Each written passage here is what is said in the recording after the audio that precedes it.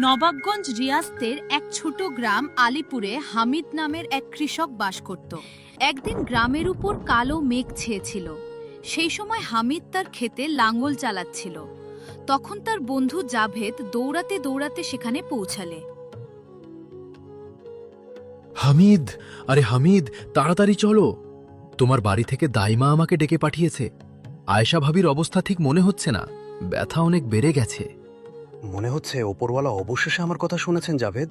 আমার পুরো বিশ্বাস আছে যে এবার আমার ঘরে ছেলেই জন্মাবে। এমন ছেলে যে বড় হয়ে আমার ক্ষেত সামলাবে, আমার নাম এগিয়ে নিয়ে যাবে আর আমার বংশের উত্তরাধিকারী হবে। আজ যদি ছেলে হয় না, তাহলে আমি পুরো গ্রামে মিষ্টি বিলাবো। আরে হামিদ, বাচ্চা ছেলে হোক বা মেয়ে, সবচেয়ে জরুরি কথা হলো মা আর বাচ্চা দুজনেই যেন সুস্থ থাকে। সন্তান তো আল্লাহর দেওয়া রহমত। মানুষের দাম তার মন আর কর্ম দিয়ে হয়, ছেলে বা মেয়ে হওয়া দিয়ে নয়। তুই বুঝবে না জাভেদ, ক্ষেত, জমি, বংশ আর বাড়ির সম্মান এসব ছেলে দিয়েই চলে। মেয়ে তো একদিন অন্যের বাড়ি চলে যায়, কিন্তু ছেলেই বাবার আসল ভরসা হয়। আমার নিজের বাড়ির উত্তরাধিকারী চাই। এই কথা বলে হামিদ তাড়াতাড়ি বাড়ির দিকে দৌড়ালো।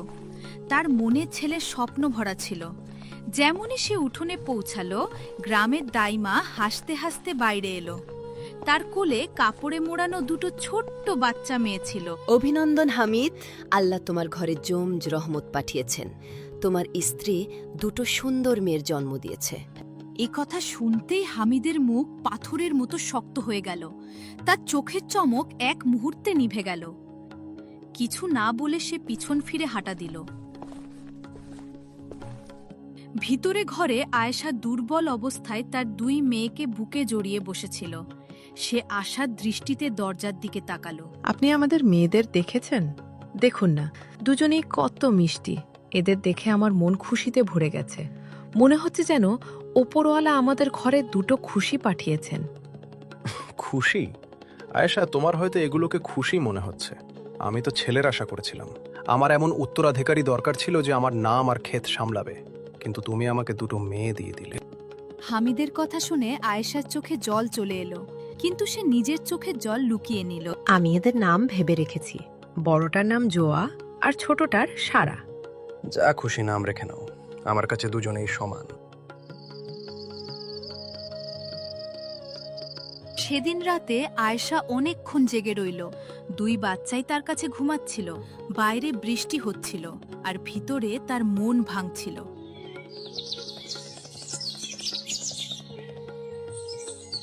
আয়েশা একাই তার দুই মেয়েকে ভালোবেসে বড় করল। হামিদ কখনো তাদের কোলেও নেয়নি। গ্রামে যখনই কারো ঘরে ছেলে জন্মাতো, হামিদ মিষ্টি নিয়ে পৌঁছে যেত, কিন্তু নিজের মেয়েদের জন্মদিন পর্যন্ত তার মনে থাকতো না। সময় কাটতে লাগলো, আর দেখতে দেখতে 10 বছর পেরিয়ে গেল। বড় জোয়া শান্ত আর বুদ্ধিমতী হয়ে গিয়েছিল, আর ছোট সারা এখনো মা আয়েশার আঁচল ধরে থাকা চঞ্চল বাচ্চা ছিল। মা, একটা কথা জিজ্ঞেস করব, তুমি রাগ করবে না তো? হ্যাঁ বলো আমার মা, কি কথা? আব্বা আজ আবার আমার দিকে ফিরেও তাকালেন না। আমি উনাকে রুটি দিতে গিয়েছিলাম, কিন্তু উনি আমার দিকে হাতও বাড়ালেন না, যেন আমি ওখানে ছিলামই না। মা, গ্রামে সালমা খালা স্বামী তার মেয়েকে কত ভালোবাসেন, তাকে কোলে তোলেন, তার সাথে হাসেন। আমাদের আব্বা আমাদের ভালোবাসেন না কেন? আমাদের মধ্যে কি কোনো খামতি আছে? সারার কথা শুনে আয়েশার হাত থেমে গেল। এটা সেই প্রশ্ন ছিল যা থেকে সে বছরের পর বছর ভয় পেয়ে আসছিল। তার চোখ জলে ভরে গেল, কিন্তু সে নিজেকে সামলে নিল। এমন কথা বলে না মা। কিছু মানুষ নিজের ভালোবাসা প্রকাশ করতে পারে না। তোমার আব্বাও ভেতর থেকে তোমাদের দুজনেরই চিন্তা করেন। শুধু ওনার মেজাজ একটু কড়া, কিন্তু তোমাদের দুজনের মধ্যে কোনো খামতি নেই। আমার মেয়েরা খুব ভালো। মা, সারার সাথে মিথ্যা বলো না, আমরা এখন আর ছোট নেই। জোয়া, এসব কেমন কথা বলছিস? আমি সব দেখি মা। যখন সারা অসুস্থ ছিল, তখন তুমি সারা রাত ওর কাছে বসেছিলে, কিন্তু আব্বা একবারও জিজ্ঞেস করেননি যে ও কেমন আছে। উনি কখনো আমাদের ভালোবেসে ডাকেন উনি। তুমি সব সময় আমাদের বোঝাতে থাকো, কিন্তু সত্যি তো এটাই না যে আব্বা আমাদের কখনো আপন করতেই চাননি। আয়েশা চুপ হয়ে গেল। তার কাছে কোনো উত্তর ছিল না। তার চোখ দিয়ে জল গড়িয়ে পড়ল। মাঝরাতে হঠাৎ দরজায় জোরে জোরে ধাক্কা পড়ল। আয়েশা দরজা খুলতেই দেখল সামনে গ্রামের বয়স্ক হাকিম সাহেব দাঁড়িয়ে আছেন। আয়েশা, তাড়াতাড়ি চলো, তোমার মায়ের শরীর হঠাৎ খুব খারাপ হয়ে গেছে। উনি বারবার তোমাকে মনে করছেন। যদি দেরি হয় তাহলে অবস্থা আরো খারাপ হতে পারে। একথা শুনেই আয়েশা ঘাবড়ে গেল। আমি এখনই ঘুরে আসছি। জোয়া, সারা, তোমরা দুজনে ভালোভাবে ভেতরে থেকো আর দরজা বন্ধ করে নিও। মা, আমরাও তোমার সাথে যাব? না মা, বাইরে আবহাওয়া খুব খারাপ। তোমরা দুজনে বাড়িতেই থাকো, আমি সকালের মধ্যে ফিরে আসব। এই কথা বলে আয়েশা হাকিম সাহেবের সাথে সেই ঝোড়ো রাতে বেরিয়ে গেল। বাইরে জোরে বৃষ্টি আর ঝড় বইছিল।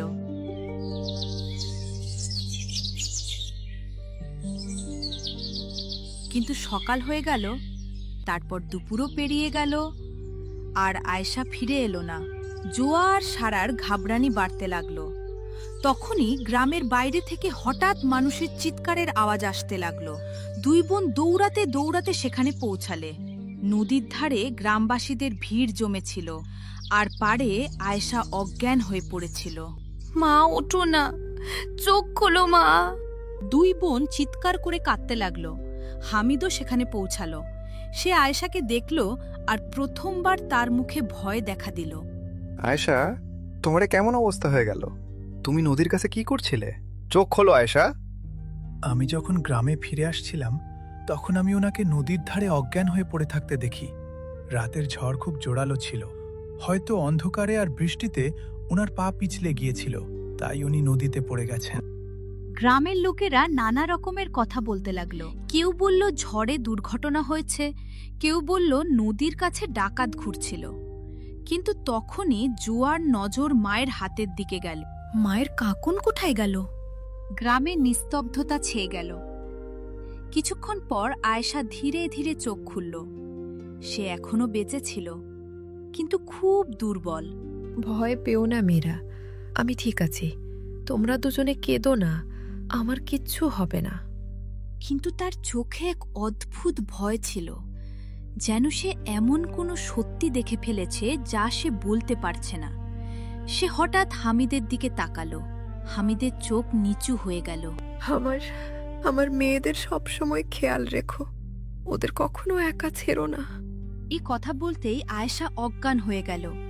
গ্রামের লোকেরা তাকে বাড়িতে নিয়ে এলো। হাকিম চিকিৎসা করতে লাগলেন। কিন্তু সেই রাতে আয়েশার অবস্থা আরও খারাপ হয়ে গেল। আর সেই অন্ধকার রাতে জোয়া প্রথমবার তার বাবাকে কোনো অচেনা মহিলার সাথে বাড়ির পেছনে ধীর গলায় কথা বলতে শুনল। এবার আমাদের রাস্তার সবচেয়ে বড় কাঁটা সরেই যাবে। এবার কেউ আমাদের মাঝে আসবে না। আসতে বলো, যদি কেউ শুনে নেয় তাহলে খুব বড় বিপদ হয়ে যাবে। জোয়া ভয় পেয়ে গেল।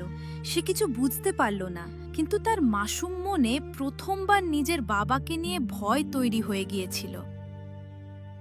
সেই রাতের পর থেকে জোয়ার চোখ থেকে ঘুম যেন উড়ে গিয়েছিল।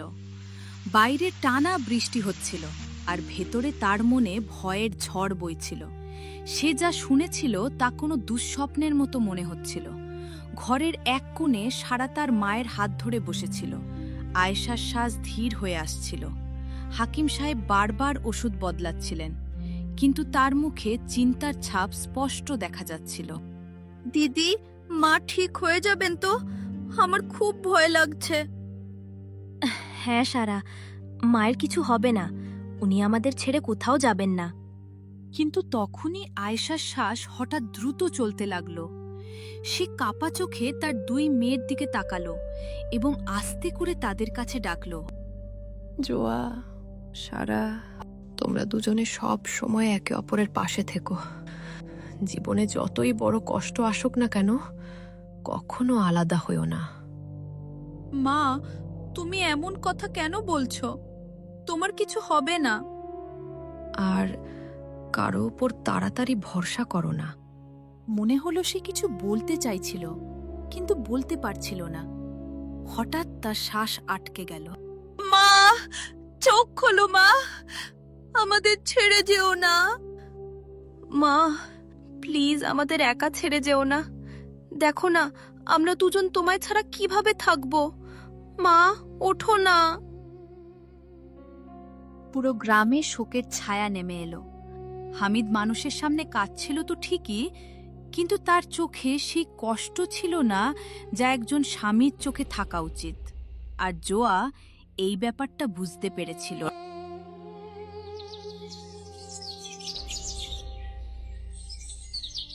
দিন কাটতে লাগলো। আয়েশা যাওয়ার পর বাড়িটা একদম বদলে গেল। আগে যেখানে মায়ের হাসির শব্দ শোনা যেত, এখন সেখানে শুধুই নিস্তব্ধতা। জোয়া আর সারা সকাল থেকে রাত পর্যন্ত কাজ করত।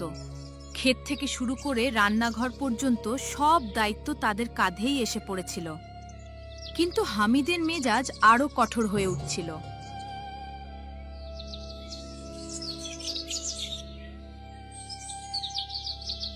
একদিন সকালে সারার খুব জ্বর ছিল, তার শরীর কাঁপছিল। তারপরও হামিদ তাকে ডাক দিল। এখনো জল ভরা হয়নি? বাড়ির সব কাজ কি এখন আমাকেই করতে হবে?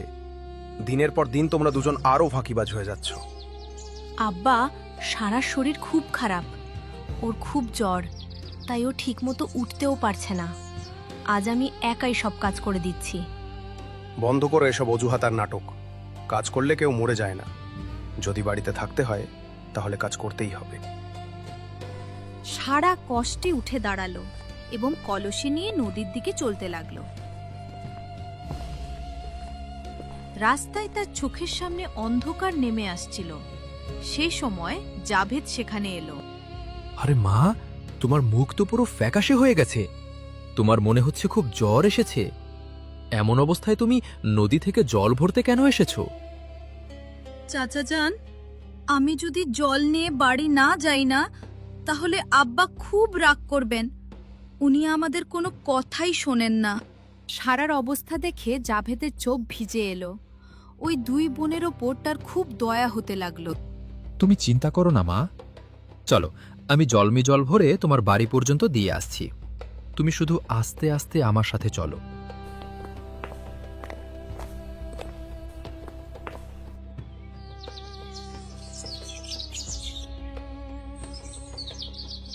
কয়েক মাস পর গ্রামে খবর ছড়িয়ে পড়ল যে হামিদ আবার বিয়ে করতে চলেছে। একথা শুনে দুই বোন ভয় পেয়ে গেল। তারপর একদিন সন্ধ্যায় হামিদ সত্যি ভারী গয়না আর চকচকে পোশাকে সাজা এক মহিলাকে বাড়িতে নিয়ে এলো, যার মুখে ছিল এক নকল হাসি। শোনো তোমরা দুজন, আজ থেকে এই বাড়ি মালকিন আর তোমাদের নতুন আম্মিও। এর নাম শাবানা। এখন থেকে এই বাড়ি সামলাবে, তাই এরপর থেকে এর সব কথা মেনে চলবে। নতুন আম্মি? কিন্তু মাকে হারানোর তো বেশি দিন হয়নি আব্বা। আপনি এত তাড়াতাড়ি দ্বিতীয় বিয়ে করে নিলেন? আমার তোমাদের প্রশ্নের উত্তর দেওয়ার কোনো দরকার নেই। যতটা বলা হবে ততটাই শোনো। বেশি মুখে মুখে কথা বলার অভ্যাস তৈরি করো না। প্রথম প্রথম সে দুই বোনের মাথায় হাত বুলিয়ে দিত, আদর করে খেতে দিত। কিন্তু কয়েকদিনের মধ্যেই তার আসল রূপ সামনে আসতে লাগলো। সে প্রতিটা ছোট ছোট কথায় তাদের অপমান করত। তোমরা দুজন এই বাড়ির জন্য অপয়া। যেদিন থেকে তোমরা জন্মেছ না, সেদিন থেকেই এই বাড়ির সব আনন্দ আর শান্তি শেষ হয়ে গেছে। কে জানে কেমন অপয়া ছায়া হয়ে এসেছো তোমরা দুজন। একদিন শাবানা ইচ্ছে করে দুধের পাত্র ফেলে দিল এবং চিৎকার করতে লাগলো। দেখো হামিদ, এই মেয়েগুলোর গাফিলতি দেখো। এরা পুরো দুধ ফেলে নষ্ট করে দিল। বাড়ির জিনিসের কোনো দামই নেই এদের কাছে। অকেজো মেয়ে কোথাকার, খাওয়া দাওয়ার জিনিস নষ্ট করতে লজ্জা করে না? দিনের পর দিন তোমাদের দুজনের বোঝা বেড়েই চলেছে। হামিদ কোনো কথা না শুনে জুয়াকে চড় মেরে দিল। আব্বা, এতে দিদির কোনো ভুল নেই। দুধ নিজে থেকেই পড়ে গিয়েছিল। দিদি ইচ্ছে করে কিছু করেনি। চুপ! প্রত্যেকবার কোনো না কোনো অজুহাত বানিয়ে নাও তোমরা দুজন। সত্যিটা তো এটাই যে তোমরা দুজন আমার পুরো জীবনটা বরবাদ করে দিয়েছ। না শান্তি পেলাম আর না কোনো খুশি। সেই রাতে দুই বোন চুপচাপ উঠোনের এক কোণে বসে কাঁদছিল। ঠান্ডা হাওয়া বইছিল, কিন্তু তাদের মনের ভেতরের কষ্টটা এর চেয়েও অনেক বেশি ভারী ছিল। দিদি, আব্বা কি আমাদের কখনো ভালোবাসবেন না? আমরা কি ওনার জন্য সত্যি এত খারাপ? হয়তো না সারা, হয়তো ওনার মনে আমাদের জন্য কখনো ভালোবাসাই ছিল না। জোয়া গভীর চিন্তায় পড়ে গেল। তার সেই রাতের কথা মনে পড়তে লাগল, যখন সে তার আব্বাকে কোনো এক মহিলার সাথে ফিসফিস করে কথা বলতে শুনেছিল।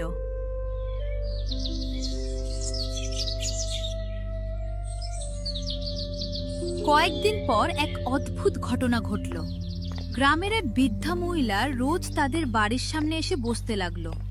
তার চুল সাদা ছিল, চোখগুলো খুব গভীর ছিল, আর হাতে সবসময় একটা পুরনো লাঠি থাকত। সে চুপচাপ জোয়া আর সারাকে দেখতে থাকত। একদিন সারা তাকে ভয় পেতে পেতে বলল, আম্মা, আপনি রোজ আমাদের বাড়ির সামনে এসে কেন বসেন? আপনি কি কারো জন্য অপেক্ষা করেন? কিছু বাড়ির উঠোনে এমন রহস্য চাপা থাকে মা, যা সময়ও পুরোপুরি লুকিয়ে রাখতে পারে না। সত্যি দেরিতে হলেও ঠিকই বাইরে আসার রাস্তা খুঁজে নেয়। বৃদ্ধা মহিলার রহস্যময় কথা শুনে জোয়া হঠাৎ চমকে উঠল। তার মনে ভয় আর অস্থিরতা দুটোই বাড়তে লাগল। আপনি আসলে কি বলতে চাইছেন? আপনি কি আমাদের আম্মির ব্যাপারে কিছু জানেন? যে নদী তোমাদের মাকে তোমাদের থেকে দূরে করে দিয়েছে, সেই নদী সেই রাতের পুরো সত্যি নিজের চোখে দেখেছিল। এই কথা বলে বৃদ্ধা মহিলা ধীরে ধীরে সেখান থেকে চলে গেল। তার কথা শুনে দুই বোনের মনে এক অদ্ভুত ভয় বসে গেল। সেই রাতে খুব জোরে ঝড় বইছিল। শাবানা আর হামিদ তাদের ঘরে ছিল। জোয়ার হঠাৎ খুব জলতেষ্টা পেল। সে জল নিতে উঠল। তখনই সে ভেতর থেকে ধীর গলার আওয়াজ শুনতে পেল। এবার অনেক হয়েছে হামিদ, এই দুটো মেয়েকেও বাড়ি থেকে বের করে দাও। ধীরে ধীরে বড় হচ্ছে, কালকে গ্রামের লোকেরা নানা রকমের প্রশ্ন করবে, আর তখন পুরনো কথাগুলোও বাইরে আসতে শুরু করবে। চুপ করো শামানা, আসতে বলো। যদি কেউ শুনে নেয় তাহলে অনেক বড় বিপদ হয়ে যাবে। কেন, এখন কি ভয় লাগছে তোমার? ঠিক তেমনই যেমন সেই রাতে নদীর ধারে ভয় পাচ্ছিলে। আমি বললাম না চুপ করো, আর একটা কথাও বলবে না।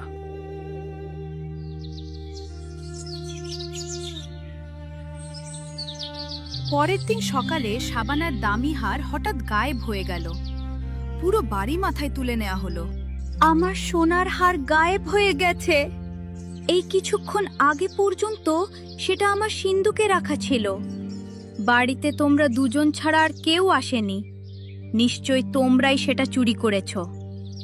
না আম্মি, আমরা আপনার হার নিইনি।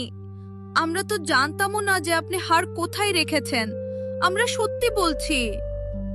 মিথ্যা বলা বন্ধ করো। আমি অনেক দিন ধরেই দেখছি তোমাদের দুজনের নজর সব সময় আমার গয়নার দিকেই থাকত। সুযোগ পেতেই চুরি করে নিলে তোমরা দুজন। হামিদ রাগে লাল হয়ে গেল। সে কোনো খোঁজ খবর না করেই দুই মেয়েকে চুল ধরে উঠোনে টেনে আনলো। আজ আমি তোমাদের দুজনের কাছ থেকে সত্যিটা বের করেই ছাড়বো। যদি ভালোই ভালোই হার ফেরত না দাও না, তাহলে খুব খারাপ হবে। আব্বা, আমাদের কথায় বিশ্বাস করুন। আমরা কোনো চুরি করিনি। আমরা হারের ব্যাপারে কিচ্ছু জানি না। চুপ! তোমরা দুজন সব সময় থেকে আমার জন্য অপয়া। যেদিন তোমরা জন্মেছিলে না, সেদিন থেকেই আমার জীবনের সব আনন্দ শেষ হয়ে গিয়েছিল। আব্বা, আমরা আপনার নিজের মেয়ে। আপনি আমাদের ব্যাপারে এমন কথা কিভাবে বলতে পারেন? তোমরা দুজন আমার কেউ নও। ইস, তোমরা দুজন যদি এই বাড়িতে কখনো না জন্ম নিতে। এ কথা বলে হামিদ দুজনকে বাড়ি থেকে ধাক্কা মেরে বের করে দিল। বৃষ্টি শুরু হয়ে গিয়েছিল। পুরো গ্রাম মজা দেখছিল, কিন্তু কেউ এগিয়ে এলো না। জোয়া আর সারা ভিজতে ভিজতে যতে গ্রাম থেকে অনেক দূরে চলে গেল।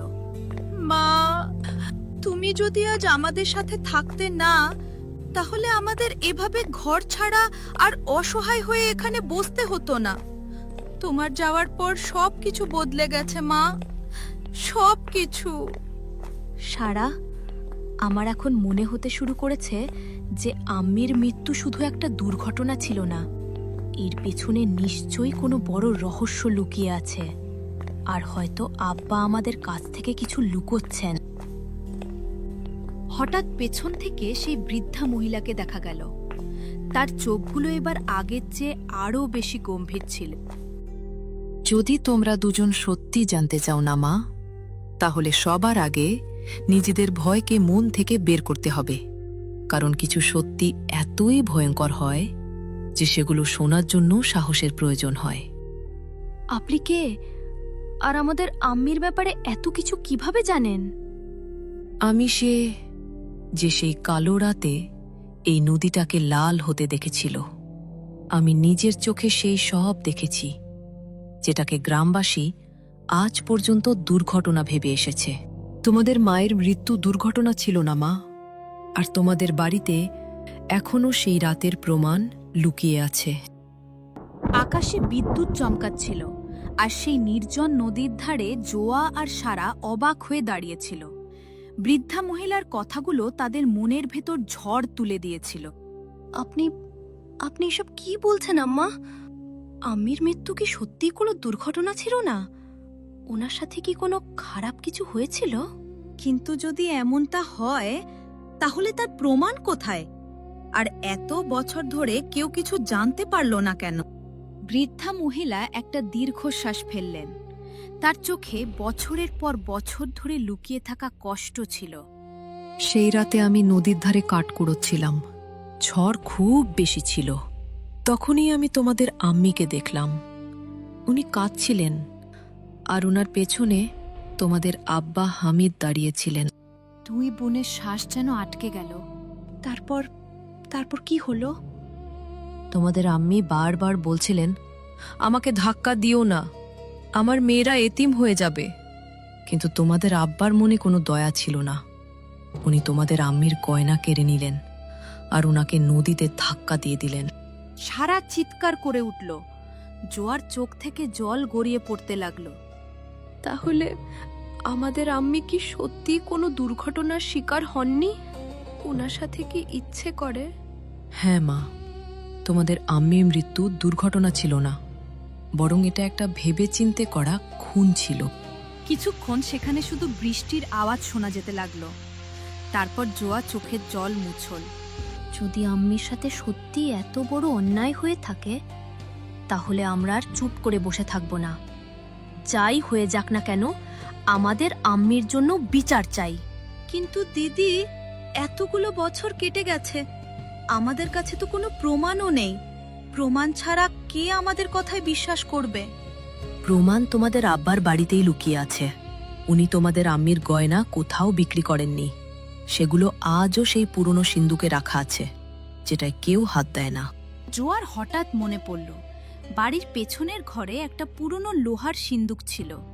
হামিদ কখনো কাউকে সেটার কাছে যেতে দিত না। ঠিক তখনই দূরের জঙ্গল থেকে ঘোড়ার আওয়াজ আসতে শুরু করলো। তাদের মধ্যে এলাকার যুবক নবাব ছিলেন, নবাব সিকান্দার। তিনি শিকারের জন্য সেই এলাকায় এসেছিলেন। নবাব ভিজে যাওয়া দুই মেয়েকে দেখলেন। তোমরা দুজন এই নির্জন নদীর ধারে এই অবস্থায় কি করছো? আর এত রাতে এখানে কেন বসে আছো? হুজুর, আমরা খুব দুঃখী আর অসহায়। আমরা আপনার কাছে আমাদের আম্মির জন্য বিচার চাই। বিচার? আসলে তোমাদের দুজনের সাথে এমন কি হয়েছে? পরিষ্কার করে বলো। তারপর জোয়া কাঁদতে কাঁদতে পুরো গল্পটা শুনিয়ে দিল। আম্মির মৃত্যুর রহস্য, আব্বার ঘৃণা, শাবানার অত্যাচার, আর এইমাত্র বৃদ্ধা মহিলার বলা সত্যি কথাটা। নবাব গম্ভীর হয়ে গেলেন। যদি তোমাদের কথা সত্যি হয়, তাহলে অপরাধীদের খুব কঠিন শাস্তি দেওয়া হবে। সেই রাতেই নবাব সিকান্দার তার সেপাইদের নিয়ে হামিদের বাড়িতে পৌঁছালেন। মশালের আলো দেখে পুরো গ্রাম জড়ো হয়ে গেল। হামিদ আর শাবানা খুব ভয় পেয়ে গেল। হুজুর, হঠাৎ এই গরিবের বাড়িতে আসার কারণ কি? আমাদের কি কোনো ভুল হয়ে গেছে? আমরা এখানে একটা জরুরি তদন্তের জন্য এসেছি। আমাদের তোমার বাড়িতে তল্লাশি চালাতে হবে। তল্লাশি? কিন্তু নবাব সাহেব, আসলে কথা কি? তোমাদের দুজনের ওপর খুব বড় অভিযোগ রয়েছে, আর যতদিন না সত্যিটা সামনে আসছে কেউ এই বাড়ি থেকে বের হতে পারবে না। হামিদের মুখের রং উড়ে গেল। সেপাইরা পুরো বাড়িতে তল্লাশি চালাতে লাগলো। কিছুক্ষণ পর এক সেপাই পুরনো ঘর থেকে জোরে চিৎকার করে উঠল। হুজুর, এখানে একটা সিন্দুক পাওয়া গেছে। সিন্দুকটা বাইরে আনা হলো। ওটার উপর পুরো ধুলো জমেছিল। নবাব সেটা খোলার হুকুম দিলেন। যেমনই সিন্দুকটা খোলা হলো, সবার চোখ কপালে উঠে গেল।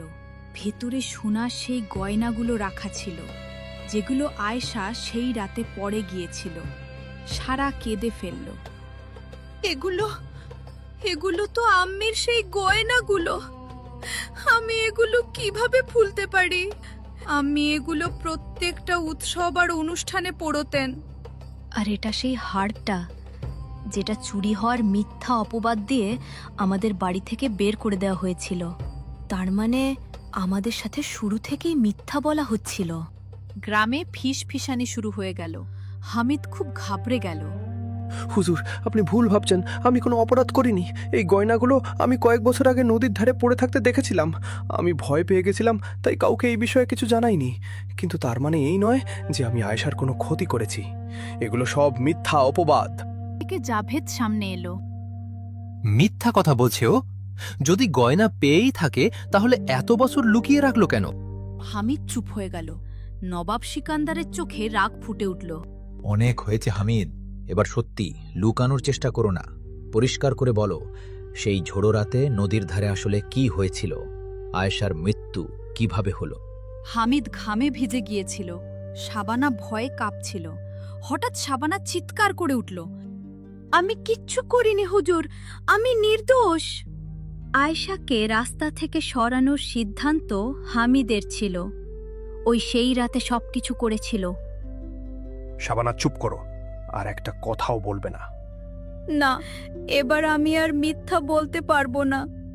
ওই বলেছিল যে আয়েশা যদি আমাদের মাঝখান থেকে সরে যায়, তাহলে আমরা দুজন আরামে একসাথে থাকতে পারবো। ওই সেই রাতে আয়েশাকে নদীর ধারে ডেকেছিল। পুরো গ্রাম অবাক হয়ে গেল। জোয়ার সারার পায়ের তলা থেকে মাটি সরে গেল। আব্বা, এসব কি সত্যি? আপনি আপনার নিজের স্ত্রীকে, আমাদের আম্মিকে মেরে ফেললেন শুধু এই জন্য কারণ উনি আমাদের এই পৃথিবীতে এনেছিলেন? হামিদের চোখ থেকে জল বেরিয়ে এলো, কিন্তু তখন অনেক দেরি হয়ে গিয়েছিল। আমি ছেলে চেয়েছিলাম। আমার মনে হতো এই মেয়েগুলো আমার জীবন বরবাদ করে দিয়েছে। আয়েশা সবসময় এদের জন্য আমার বিরুদ্ধে দাঁড়িয়ে থাকতো। সেই রাতে আমার রাগ আমার উপর চেপে বসেছিল। গ্রামের লোকেরা রাগে ফেটে পড়ল। সেপাইরা হামিদ আর শাবানাকে ধরে ফেলল। দুজনেই দয়ার ভিক চাইতে লাগলো, কিন্তু এবার গ্রামে কেউ তাদের সাথে ছিল না। তাদের কারাগারে নিয়ে যাওয়া হলো।